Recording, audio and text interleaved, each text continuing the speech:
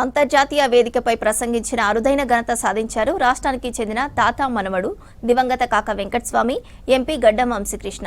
43 ఏళ్ల కిందట యుఎన్ఓ అనుబంధ విభాగ సంస్థలో కార్మిక సమస్యలపై కాకా గలం వినిపించారు. ఇప్పుడు ఐక్యరాజ్యసమితి జనరల్ అసెంబ్లీ మీటింగ్లో ప్రసంగించి ఆకట్టుకున్నారు.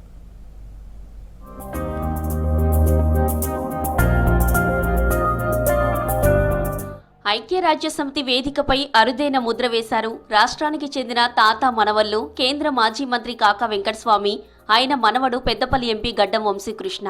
43 ఏళ్ల కిందట కాకా వెంకటస్వామి ఇండియా ప్రతినిధిగా జెనీవాలో ఐక్యరాజ్యసమితి అనుబంధ విభాగం అంతర్జాతీయ కార్మిక సంస్థ సమావేశంలో పాల్గొన్నారు. ఇప్పుడు ఆయన మనవడు వంశీకృష్ణ భారత యువ ఎంపీల టీంలో భాగంగా న్యూయార్క్లో ఐక్యరాజ్యసమితి జనరల్ అసెంబ్లీ సమావేశానికి అటెండ్ అయ్యారు.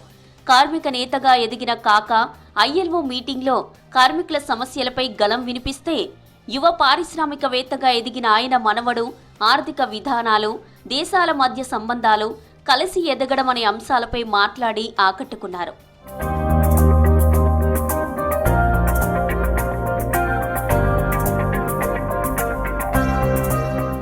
అప్పటి తరానికి ప్రతినిధిగా కార్మిక అంశాలపై కాకా వెంకటస్వామి అంతర్జాతీయ వేదికపై గలం వినిపిస్తే, ఇప్పటి తరానికి ప్రతినిధిగా ప్రపంచ పరిస్థితులు, ఆర్థిక విధానాలపై ఆయన మనవడు ఎంపీ వంశీకృష్ణ ప్రసంగించారు. కాకా వారసుడిగా ఎదిగిన వివేక వెంకటస్వామి ప్రస్తుతం రాష్ట్ర కార్మిక శాఖ మంత్రిగా సేవలందిస్తున్నారు.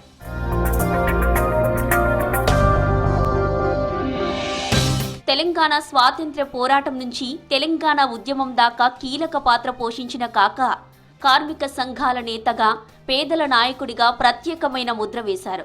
కార్మిక హక్కులు, కనీస వేతనాలు, కంపెనీల్లో సౌకర్యాలపై ఆయన చేసిన పోరాటాలు జాతీయ స్థాయిలో గుర్తింపు తెచ్చాయి.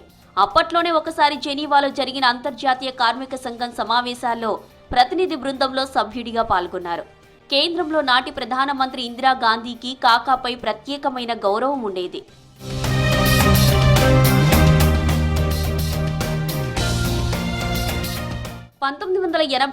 రాష్ట్రంలో అప్పటి సీఎం టి అంజయ్య కేబినెట్లో కాకా మంత్రిగా సేవలందించారు. కార్మిక రంగంలో వెంకటస్వామికున్న అనుభవాన్ని గుర్తించిన ఇందిరాగాంధీ ఆయనను జెనీవాలో అంతర్జాతీయ కార్మిక సంస్థ సమావేశాలకు భారత ప్రతినిధిగా పంపించాలని నిర్ణయించారు. రాష్ట్ర మంత్రిగా ఉన్న ఆయన అనుభవానికి, పోరాటాలకు ఈ గౌరవం దక్కిందే.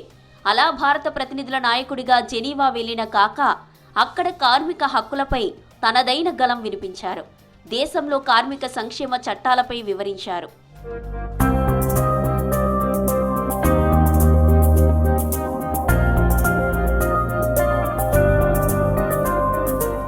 జెనీవా సమావేశాల్లోనే వృద్ధ కార్మికుల సమస్యలు, పురుష, మహిళా కార్మికులకు సమాన అవకాశాల వంటి కీలక అంశాలపై చర్చ జరిగింది.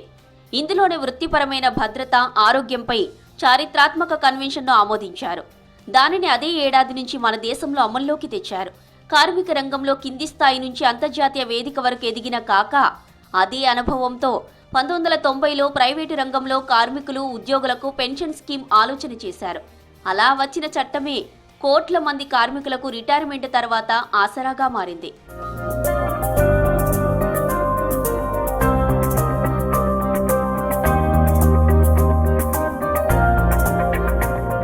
నలభై 43 తర్వాత కాకా మనవడు గడ్డం వంశీకృష్ణ న్యూయార్క్లో ఐక్యరాజ్యసమితి జనరల్ అసెంబ్లీ వేదికపై మాట్లాడారు.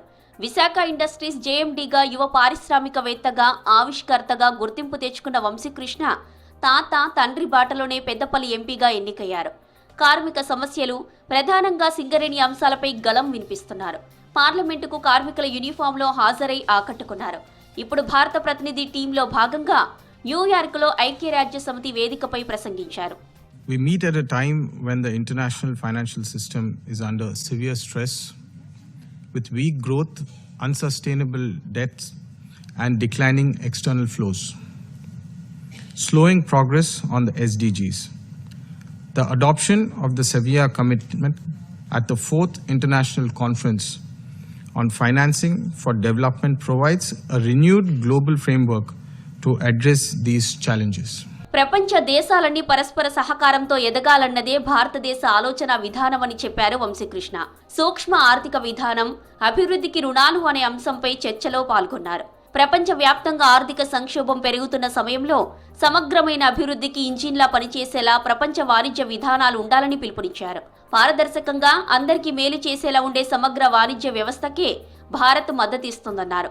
ఈ దిశగా అంతర్జాతీయ ఆర్థిక వ్యవస్థల సంస్కరణలు అవసరమన్నారు. అభివృద్ధి చెందుతున్న దేశాల గొంతుక ప్రపంచ వేదికలపై వినిపించాలన్నారు Vamsikrishna. India welcomes the progress made over the year on negotiations of a UN Framework Convention on the international tax cooperation. We believe it will enable developing countries to have a fair say in shaping international tax rules, combat illicit financial flows, and mobilize domestic resources for sustainable development. ప్రపంచ వాణిజ్య సంస్థ ఆధ్వర్యంలో అంతర్జాతీయ వ్యాపార నియమాలకు దేశాలన్నీ కట్టుబడి ఉండాలని సూచించారు ఎంపీ వంశీకృష్ణ. సమగ్ర అభివృద్ధి సాధించాలంటే పెట్టుబడులను వేగంగా సమీకరించుకునే వెసులుబాటు రావాలన్నారు.